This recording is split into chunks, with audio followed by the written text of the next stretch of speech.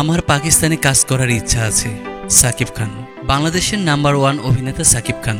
ঢাকাই সিনেমায় তিনি কিং খান নামে পরিচিত। 1999 সালে অনন্ত ভালোবাসা ছবিতে কাজ করার মধ্য দিয়ে অভিনয়ে পা রাখেন তিনি।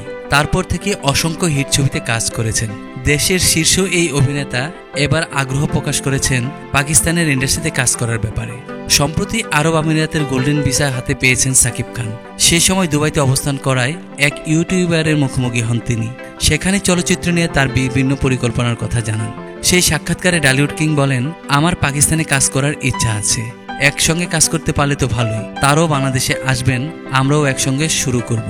কিন্তু এখন পাকিস্তানে ছবি মুক্তি করাটাই আমার পরিকল্পনা। সাকিব খান আরও বলেন, বাংলাদেশ ও পাকিস্তান এ দুটি দেশ একটা সময় চলচ্চিত্র নিয়ে অনেক কাজ করেছে।